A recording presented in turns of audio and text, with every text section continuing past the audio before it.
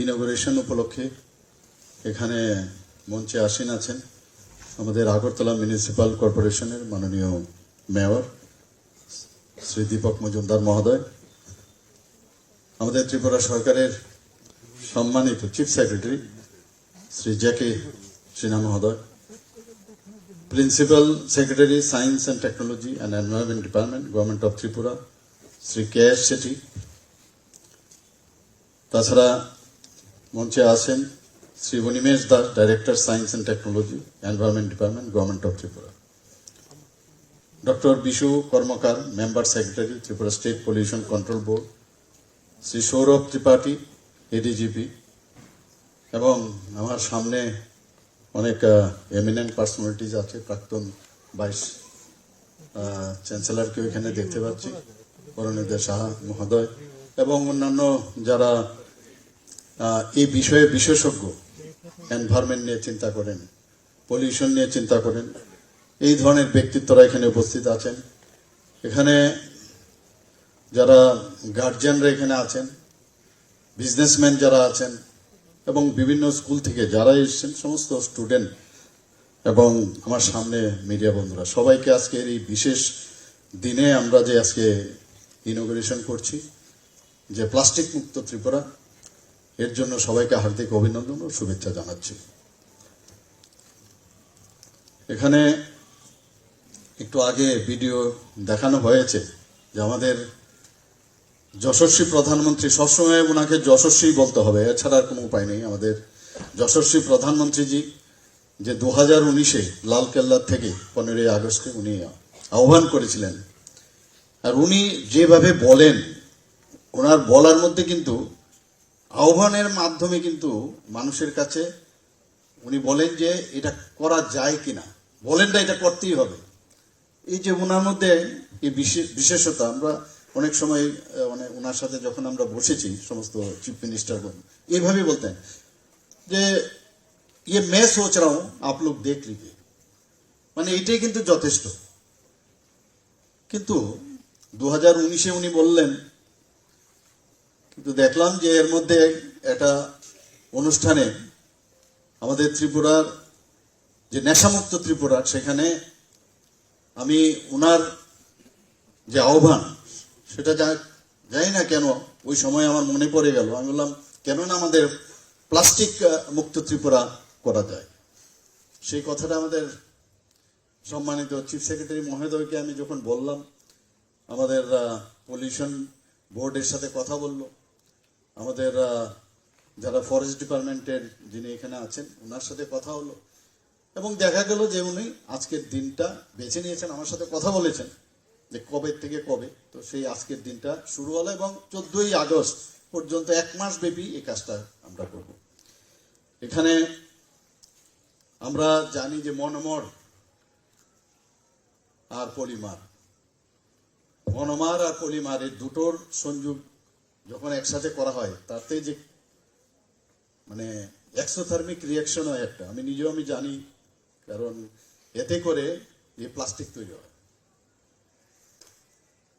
এবং এই যে প্লাস্টিক তৈরি হলো, দেখা গেছে আজকে টু ডেট প্রায় 13,000 এর মধ্যে কেমিক্যালস আছে এই প্লাস্টিকের মধ্যে।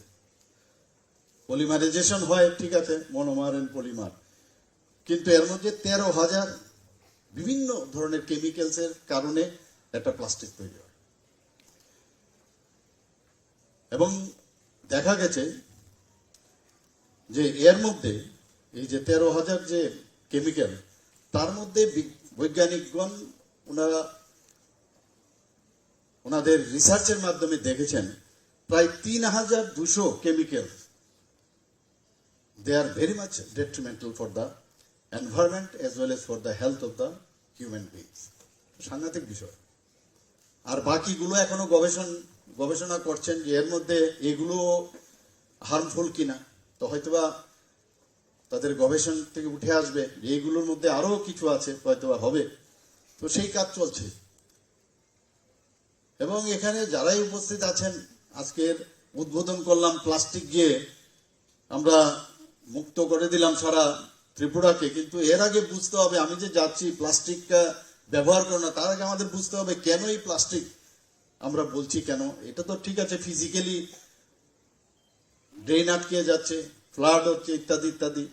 আমাদের মাননীয় প্রধানমন্ত্রীজিকে আমি নিজে ফেসবুকে দেখেছি, একটা সমুদ্রের পাড়ে একটা ব্যাগ নিয়ে উনি সমস্ত এই প্লাস্টিক উনি কুড়িয়ে কুড়িয়ে প্লাস্টিকের ভিতর এই ব্যাগের যে বস্তা ছিল সেই বস্তার মধ্যে ঢুকেছেন।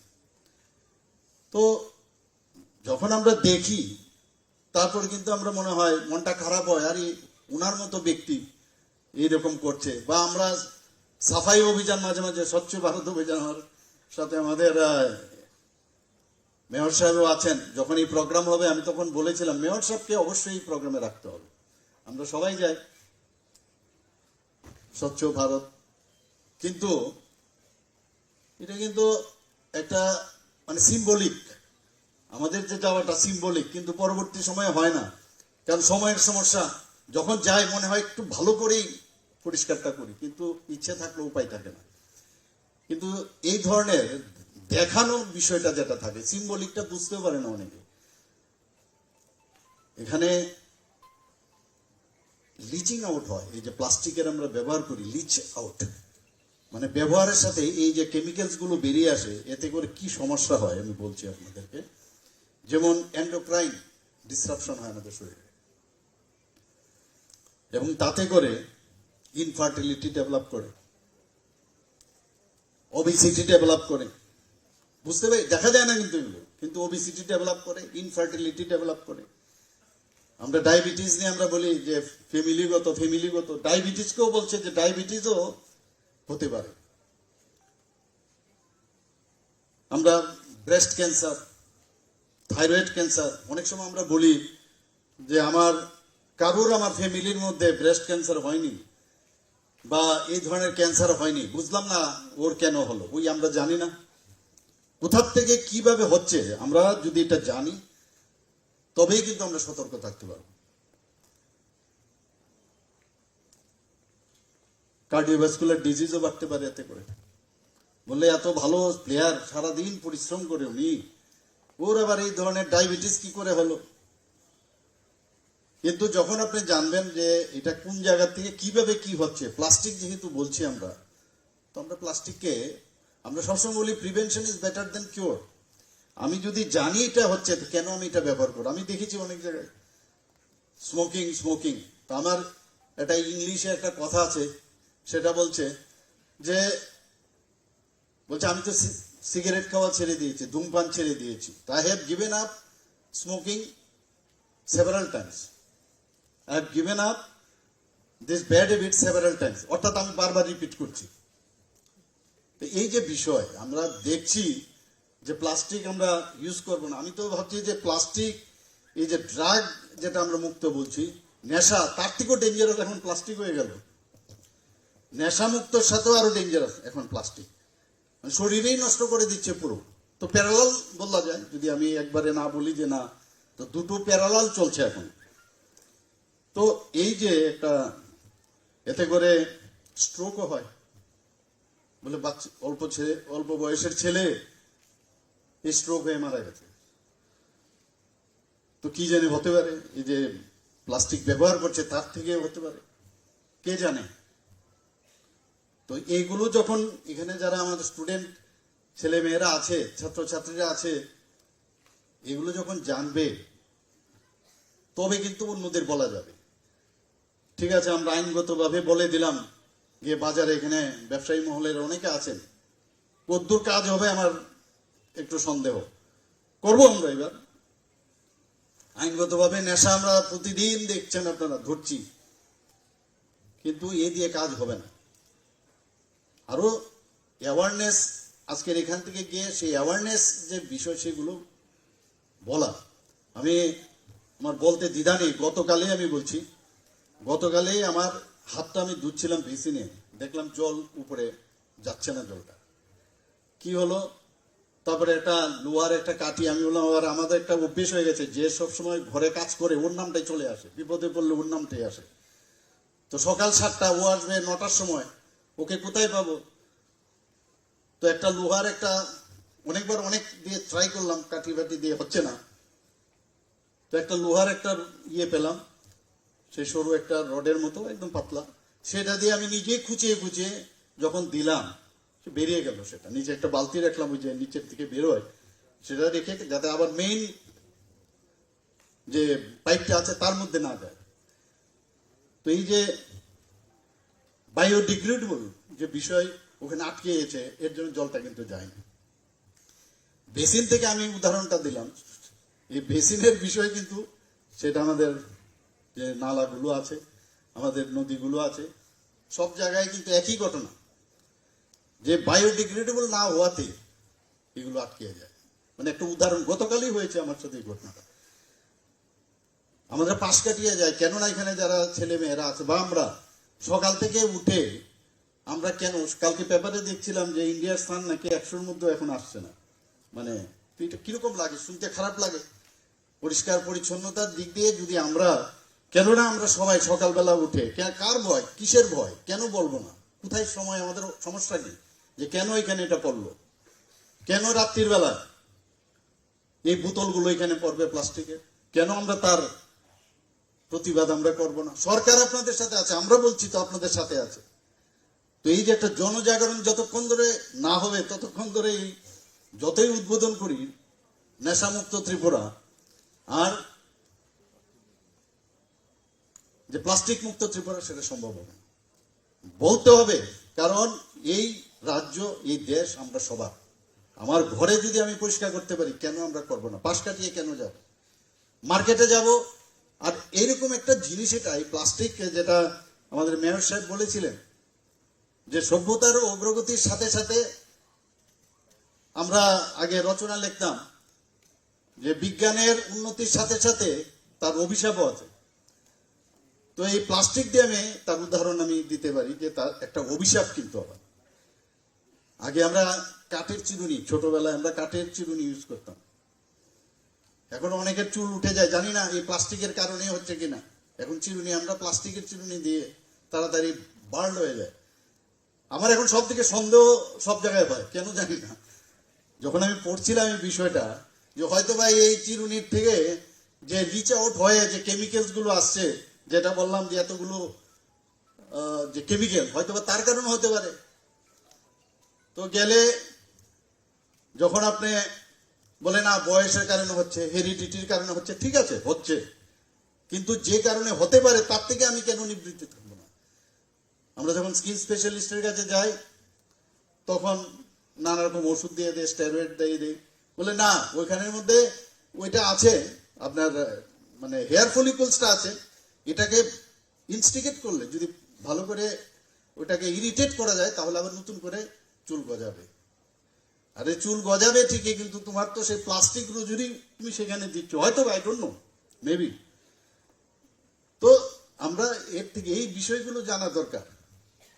হয়তোবা সেই যে কাঠের যে বানানো তৎকালীন সময়, একদম ছোট ছিলাম, যে কাঠের চিরুনি, তখন প্লাস্টিক সেইভাবে হয়তো বেরোয়নি, তো ভেঙে যেত বলে, কিন্তু প্লাস্টিক অনেক মানে লম্বা সময় ধরে থাকে, এই কারণে আমরা প্লাস্টিক ব্যবহার করি। তো মাননীয় প্রধানমন্ত্রীজি বারবার অনেক চিন্তা ভাবনা করে এই কথাটা বলছেন যে প্লাস্টিক মুক্ত ভারত, আর আমরা বলবো রাজ্যেতে আমরা আছি প্লাস্টিক মুক্ত ত্রিপুরা। এখানে এটা কিন্তু দায়িত্ব নিয়ে কাজটা করতে হবে।